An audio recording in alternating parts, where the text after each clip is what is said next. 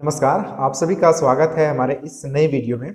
आज हम इस वीडियो में कुछ बातें आप लोगों के साथ करूंगा और कुछ चर्चाएं करूंगा। जैसा कि आप सभी लोग जानते हैं कि हमारे स्टडी प्लस के इस फैमिली में जितने भी मेंबर्स हैं वे लगातार किसी भी स्टेट पीसीएस का तैयारी कर रहे हों या फिर यूपीएससी का प्रिपरेशन कर रहे हैं, तो लगातार मैं आप लोगों को कुछ ना कुछ कंटेंट या फिर कुछ ऐसी बातें कि आपको प्रिपरेशन में क्या रणनीति अपनाने चाहिए, क्या प्लानिंग होना चाहिए, कौन से बुक पढ़ने चाहिए, इसके अलावा जो आपके सिलेबस के अकॉर्डिंग जो कंटेंट है उसे भी मैं आप लोगों के साथ लगातार ला रहा हूँ। जैसा कि आप लोग अभी देखे होंगे, अगर आप पॉलिटी सेक्शन की बात करें तो हमने सबसे पहले preamble of the Indian constitution का वीडियो हमने कंप्लीट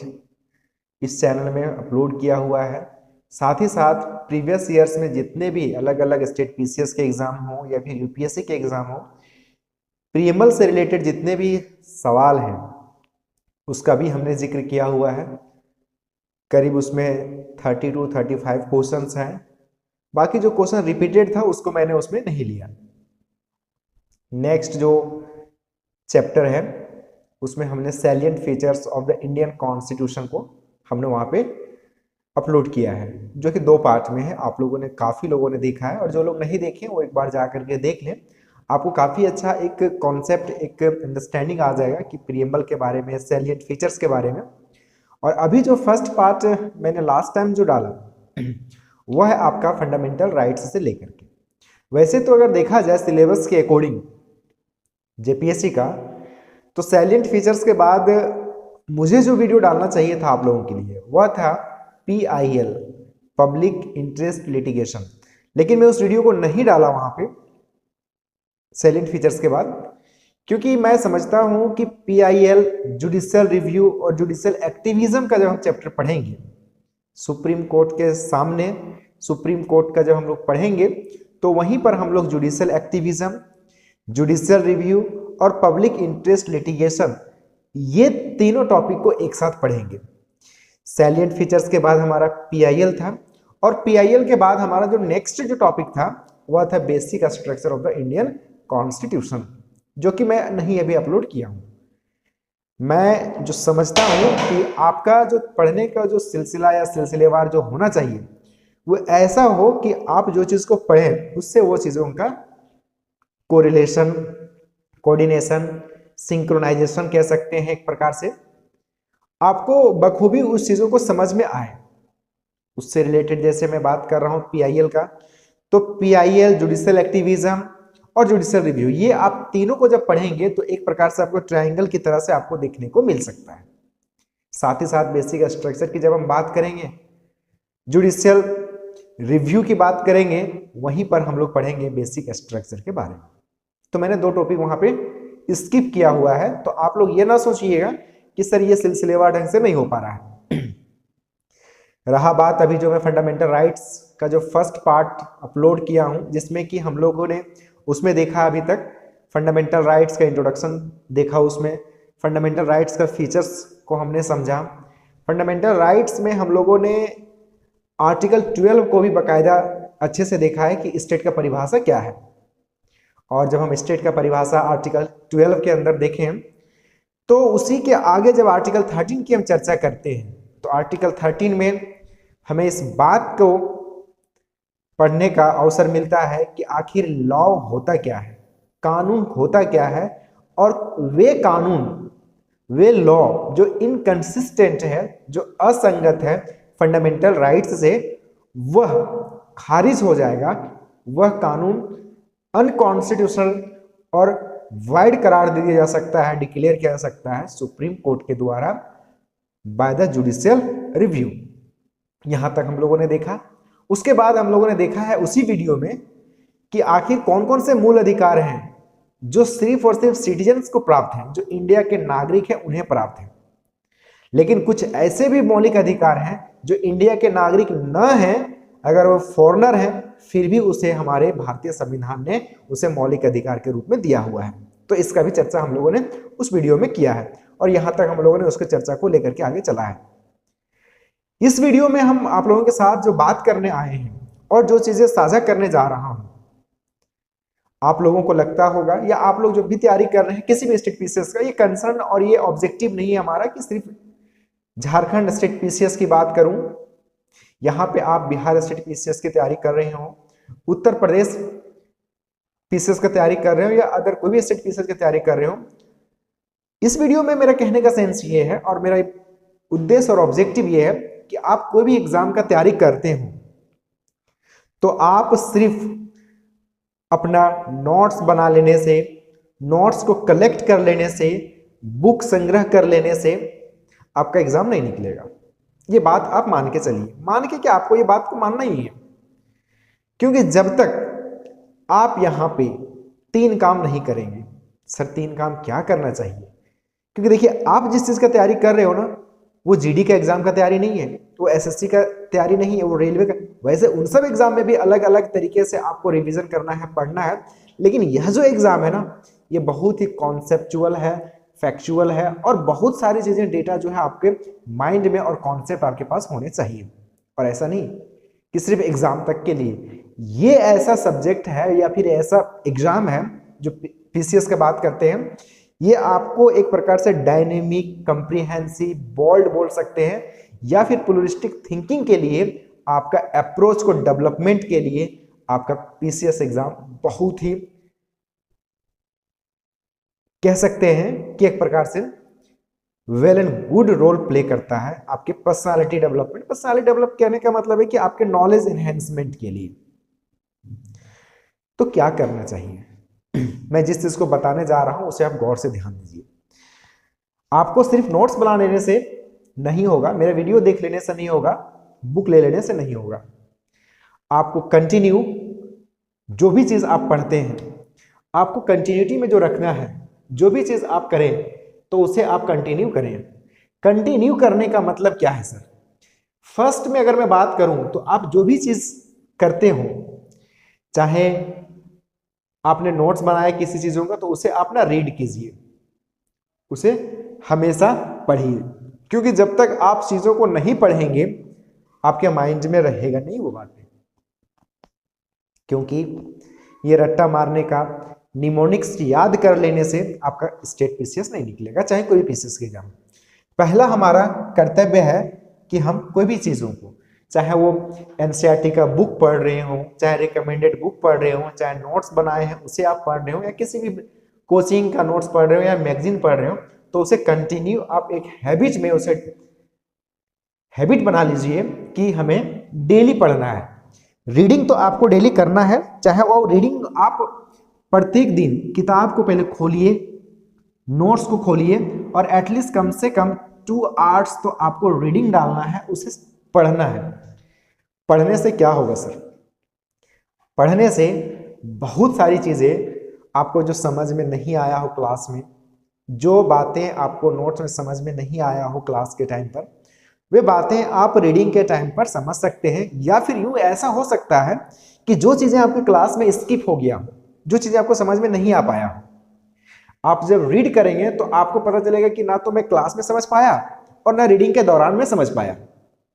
अब आपके पास एक माइंड में सवाल चलता रहेगा कि मैं जो भी चीजें पढ़ रहा हूं उसमें जो बातें मुझे समझ में नहीं आया, मैं अंडरस्टैंड नहीं कर पाया, तो उसे आप अपने टीचर से जरूर पूछेंगे और उसे पेन डाउन तो करना ही है जब आप रीडिंग करें तो। क्योंकि आपको जो टॉपिक, जो पैराग्राफ, जो सेंटेंस या फिर जो वर्ड्स हैं, जो भी वर्ड्स आप पढ़ रहे हो या फिर देख रहे हो कि ये बात समझ में नहीं आ रहा है, इसके अंदर की फिलॉसफी क्या है, क्योंकि जीएस में आपको फिलॉसफी बहुत इंपॉर्टेंट है। फिलॉसफी कहने का मतलब है कि दर्शन, और दर्शन का मतलब है कि आप उसकी डेप्थ तक, गहराई तक चीजों को समझ पा रहे हो। तो रीडिंग करने के टाइम आपको क्या करना है कि जो भी नोट्स को पढ़ रहे हैं उन तमाम नोट्स के अलावा बुक्स को भी पढ़िए, और बुक्स के साथ साथ में आप जो भी स्टडी मटेरियल्स आपके पास हैं उसे तो आपको पढ़ना ही पढ़ना है। अब हम बात कर लेते हैं कि जो भी चीजें आप पढ़ें उसका रिवीजन जरूर करें, उसका रिवीजन जरूर करें। जब तक आप रिवीजन नहीं करेंगे मल्टीपल टाइम्स उससे, जब तक आप नहीं पढ़ेंगे, आपका कॉन्सेप्ट क्लियर नहीं हो पाएगा। कॉन्सेप्ट अगर क्लियर भी है ना, तो अगर आप रिवीजन नहीं कर रहे हैं तो उसे आप भूल जाएंगे। मैं अगर आपसे पूछूं कि बेरूबारी केस में सुप्रीम कोर्ट ने क्या कहा, केशवानंद भारती का क्या जजमेंट था, मैं अगर बात करूं भूकंप आने की प्रक्रिया के बारे में बताइए, या फिर सिस्मोग्राफ या सिस्मो आपका सिस्मिक वेव के बारे में बताइए कि एस वेव का क्या नेचर है, पी वेव का क्या नेचर है, नेशन के इनकम को, नेशनल इनकम को कैसे कैलकुलेट करते हैं, कौन कौन सा डायमेंशन है कैलकुलेट करने का, क्या क्या उसमें एंगल लिए जाते हैं, बेस प्राइस में क्या होता है, करंट प्राइस में क्या होता है। तो ये तमाम चीजों को जब आप पढ़ेंगे दोस्त, या फिर हिस्ट्री का कोई भी पोर्शन को पढ़ते हैं, तो उसे लगातार आप रिवीजन कीजिए। बिना रिवीजन का आपका पढ़ा हुआ बेकार हो जाएगा। क्लियर है? और रिवीजन के साथ ही एक अगर आप देखें कि अटैच के रूप में आपके पास आएगा, रिवीजन के साथ अब रिपीट भी करना है आपको, रिपीट करना है कि जो भी चीजें आप पढ़ रहे हैं उसको कंटिन्यू रिपीट कीजिए एक शेड्यूल के माध्यम से। मैं चलिए बात कर लेता हूं जेपीएससी का ही सिलेबस के अकॉर्डिंग। आपके पास टोटल 6 पेपर हैं मेंस के लिए, और पीटी के लिए 2 पेपर हैं।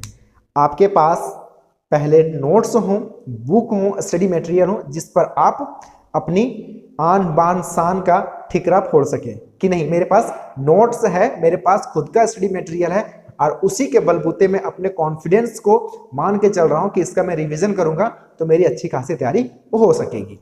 अब बिल्कुल उसी बात पर तो लोग उछल कूद भी करते हैं कि अगर मान लीजिए कि आपके पास मल्टीपल सोर्सेज है लेकिन खुद आप उसको कंपाइल करके नहीं रखे हैं, तो आप कैसे पढ़ेंगे?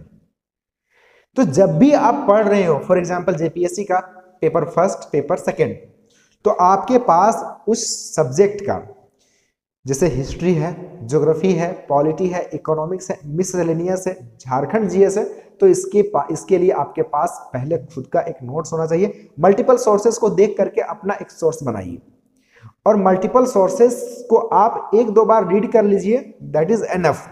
बट जो भी आपने क्रस्ट बनाया है, जो भी आपने की नोट्स बनाया है, उसको आप मल्टीपल टाइम्स रिवीजन कीजिए, मल्टीपल टाइम्स उसको रीड कीजिए, हर एक एक शब्दों का मीनिंग को समझने का कोशिश कीजिए, और उसके अलावा एक शेड्यूल बना लीजिए कि मुझे अगर ज्योग्राफी पढ़ना है, मुझे अगर हिस्ट्री पढ़ना है, अगर पॉलिटी पढ़ना है, अगर इन्वायरमेंट पढ़ना है, तो एक शेड्यूल बना लीजिए कि मुझे 1 सप्ताह के अंदर, 7 दिन के अंदर मुझे इन्वायरमेंट कंप्लीट कर लेना है।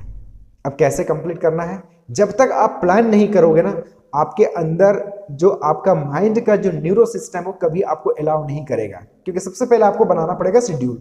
शेड्यूल बनाएंगे, आपके माइंड में स्ट्राइक जरूर करेगा कि आपको ये कंप्लीट करना है।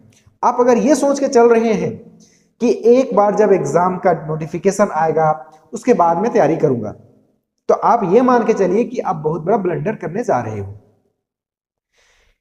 क्योंकि आपके पास जब तक कोई भी चीजों का लंबे समय से आप सिलसिलेवार ढंग से तैयारी नहीं कर रहे हैं, तो आपकी अच्छी खासी तैयारी नहीं हो सकती है। ये बात आप मान के चलिए। और जब भी आप पढ़ें तो एक्यूरेसी के साथ पढ़ें, सारे चीजों को कंपाइल करके पढ़ें, और उसे कोरिलेट करके भी पढ़ें। ये तो बात पीटी प्रोस्पेक्टिव में है। सेम उसी तरह से आपका मेंस को लेकर के है। जो भी स्टूडेंट, जो भी एस्पिरेंट्स सिविल सर्विस का तैयारी करते हैं ना, और उन्हें पता है कि मुझे इतना सिलेबस पढ़ने के बाद, इतने नोट्स पढ़ने के बाद, और एक अच्छी खासी समझ, सूझबूझ और एप्टीट्यूड और एटीट्यूड को डेवलप करने के बाद मैं डीएसपी बन सकता हूं, मैं बीडीओ बन सकता हूं, मैं सीओ बन सकता हूं, मैं एसडीएम बन सकता हूं, मैं आईपीएस बन सकता हूं, आईएएस बन सकता हूं। ये बात को अगर आप सोच के चलेंगे तो आपको पढ़ने में बड़ा इंटरेस्ट आएगा। आपको ये देखना है कि आपके पास इतना मान लीजिए मटेरियल का गठरी हो गया, या आपकी जो पोथी है, जो पत्रा है, जो भी आपका नोट्स है, वो मान लीजिए इतना साइज में हो गया। आप ये मत सोच के देखिए कि इतना मोटा हो गया हमारे पास, ये सोच के देखिए कि अगर मैं इतना पढ़ लेता हूं तो यही कंटेंट मुझे एक दिन डीएसपी का पोस्ट देगा, यही कंटेंट एक दिन मुझे एसडीएम बनाएगा। ये एटीट्यूड और ये भाव लेकर के पढ़िए। और अगर आप इतना भी नहीं मान पाते हैं आपको कभी कभी लगता होगा यार नहीं हुआ, तो देखिए जीवन में डर तो आपको कभी भी आगे बढ़ने नहीं देगा। डर का काम ही है कि आपको बैक में करना, आपको डराना, आपके पोटेंशियल को, आपके जो इम्यूनिटी है, आपके जो कॉन्फिडेंस है उसको लो करना। तो ये चीज से आप कभी भी नहीं घबराइए कि क्या होगा, जो होगा देख लेंगे बाद में, लेकिन अभी फिलहाल समय है, अभी मुझे देखने दो सारी चीजें। ये एप्टीट्यूड के साथ पढ़ाई करना है। पहला हमें करना क्या है दोस्त, फर्स्ट में हमें करना है कि रीडिंग करना है। क्या करना है, रीडिंग करना है, जो कि मैंने आपको भी बताया। फर्स्ट में रीडिंग मल्टीपल टाइम्स रिवीजन करना है और रिपीट करना है हमें बार बार उस कंटेंट को। आखिरी बात आप लोगों के साथ यहाँ पे करना चाहूंगा कि बहुत ऐसे एस्पिरेंट्स हैं जो अभी इंतजार में हैं कि 13 जेपीएससी का मेंस का रिजल्ट कब आएगा, और 14 जेपीएससी का नोटिफिकेशन को लेकर के भी इंतजार में है कई लोग। ये दोनों बातों को लेकर के मैं आप लोगों से कहना चाहूंगा कि जेपीएससी में अभी तक जेपीएससी के पास चेयरमैन नहीं है, अध्यक्ष नहीं है, जिनके वजह से इनकी जिम्मेदारी लेकर के कोई रिजल्ट को पब्लिश अभी तक नहीं हुआ है। लेकिन उम्मीद ये लगाया जा रहा है कि नेक्स्ट जो कैबिनेट मीटिंग होगा उसमें जेपीएससी के अध्यक्ष की नियुक्ति हो जाएगा और सारी चीजें पाइपलाइन पर आ जाएगा और मेंस का रिजल्ट भी आउट होगा, इंटरव्यू का शेड्यूल भी जारी होगा, और जो भी स्टूडेंट का मेंस नहीं हो पाएगा या फिर जो तैयारी कर रहे हैं उनको इंतजार रहेगा कि 14 जेपीएससी का नोटिफिकेशन कब आएगा। वो भी आएगा। उम्मीद है कि 2025 में आपका जेपीएससी का भी नोटिफिकेशन आएगा, और जब नोटिफिकेशन आ जाएगा उस टाइम तो आप तैयारी करेंगे नहीं, उसके पहले से आपको करना है। तो इस वीडियो में मेरा ऑब्जेक्टिव यही था कि आप लोग तैयारी को कैसे कर रहे हैं, क्या आपके मोटिवेशन होने चाहिए, क्या सुझाव सलाह होने चाहिए। वीडियो बहुत ज्यादा लंबा करने का मेरा कोई ऑब्जेक्टिव नहीं है, लेकिन आप लोगों के साथ कनेक्ट कैसे हो सकूं, जितने भी मेरे सब्सक्राइबर हैं, दोस्त यार हैं, आप लोगों से मेरा कनेक्ट होने का एक ही माध्यम है, वह है यूट्यूब वीडियो, आप लोगों से रूबरू होने का। और मैं स्क्रीन रिकॉर्डिंग वीडियो जब बनाता हूं तो मुझे लगता है कि आप लोगों को मैं देख नहीं पा रहा हूं, लेकिन जब मैं आप लोगों का व्यू देखता हूं, कमेंट्स देखता हूं, तो मुझे लगता है कि मैं आमने सामने आप लोगों से कम्युनिकेट कर रहा हूं, आपके साथ में कन्वर्सेशन कर रहा हूं और कंडक्ट हो पा रहा हूं। बहरहाल जो भी बातें हैं मैं आप लोगों के साथ इसी तरह से करता रहूंगा, और जो भी कंटेंट है स्क्रीन रिकॉर्डर के साथ में मैं कंटेंट को लाऊंगा, उसे समझाने की कोशिश करूंगा, और आप लोग बाकायदा एक नोट्स बनाते हुए चलिए सारे सब्जेक्ट का। और आप लोगों से कहना चाहूंगा कि जो कोई भी स्टूडेंट तैयारी करने के लिए फ्यूचर में सोच रहे हैं, अंडर ग्रेजुएट हैं या फिर कर रहे हैं, चैनल को सब्सक्राइब करके जरूर रख लीजिएगा। अगर आप इंग्लिश मीडियम से जीएस का तैयारी कर रहे हैं और करना चाह रहे हैं, तो मेरा कंटेंट आमतौर पर ज़्यादातर इंग्लिश मीडियम में ही रहता है और मैं ज़्यादातर कंफर्ट भी फील करता हूँ आप लोगों को समझा पाने में। तो आप लोग जरूर सब्सक्राइब करके रख लीजिएगा और बेल आइकन को भी हिट कर लीजिएगा, क्योंकि समझा तो मैं हिंदी में ही देता हूँ, लेकिन कंटेंट भले इंग्लिश में रहता है, बट एक को बहुत बड़ा इशू नहीं है। और आप लोगों से मैं कहना चाहूँगा कि जो भी स्टूडेंट तैयारी कर रहे हैं और 50-50 अगर आपका लैंग्वेज में है, तो कोशिश कीजिए कि आप इंग्लिश लैंग्वेज को ऑप्ट करने का, ऐसा कोई बाध्यता नहीं है, लेकिन अगर है आपके पास ऑप्शन तो आप इंग्लिश मीडियम को ऑप्ट कर लीजिए। ये मेरा आपके ऊपर थोपने का कोई विचार नहीं है, या आप अपने आप तरीके से ऑप्ट कर सकते हैं, चूज कर सकते हैं।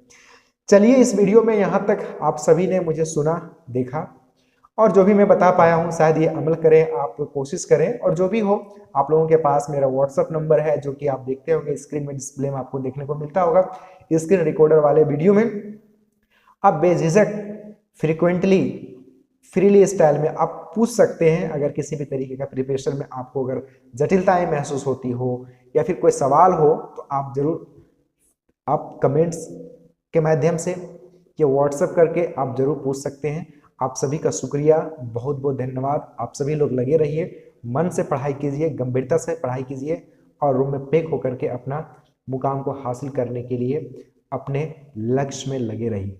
आप सभी का धन्यवाद।